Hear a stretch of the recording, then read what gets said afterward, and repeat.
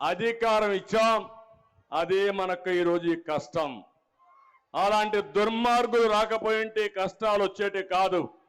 దీనికి ఒక సామెత చెప్తాను, ఒక చిన్న కథ మీ అందరికి ఆలోచించుకోవాలి.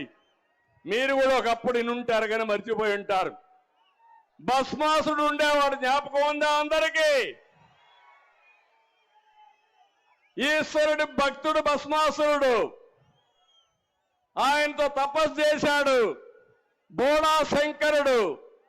ఆ తపస్సుకు మెచ్చిపోయాడు, కరుణించాడు, కోరుకోమన్నాడు. ఇమ్మీడియట్ గా భస్మాసుడు కోరింది, నేను ఎవరి తలపైన నెత్తి పెడితే, నెత్తిన చేయి పెడితే వాడు బూడిదైపోవాలా అని కోరుకున్నాడు. పాపం ముందు వెనక ఆలోచించలేదు. ఈశ్వరుడు ఆలోచించుకున్నా వరం ఇచ్చాను పో అన్నాడు. అక్కడి నుంచి ప్రారంభమైన కష్టాలు.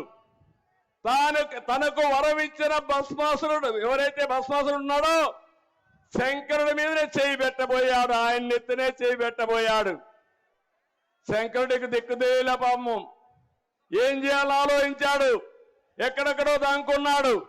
కడాన పోయి విష్ణువు దగ్గరికి పోయి తప్పైపోయింది, నేను వరం ఇచ్చాను, వాడు నానెత్తినే చేయి పెడుతున్నాడు, కాపాడు మహోప్రభు అంటే, అప్పుడు ఆయన మీరు చూస్తే విష్ణుమూర్తి మోహిని అవతారంలో వచ్చి ఈ భస్మాసురుణ్ణి మోసగించి కూడా అంటే మరిపించి తర్వాత ఆయన చెయ్యి ఆయన ఎత్తినే పెట్టుకున్నాడు.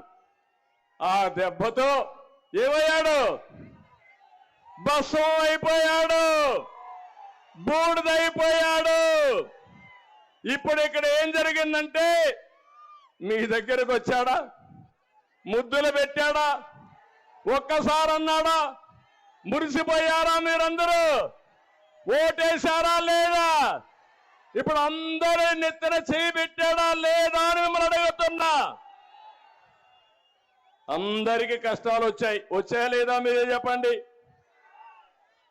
ప్రతి ఇంటికి, ప్రతి ఊరికి, ప్రతి ప్రాంతాన్ని నాశనం చేసిన చరిత్ర ఈ యొక్క సైకో జగన్మోహన్ రెడ్డి.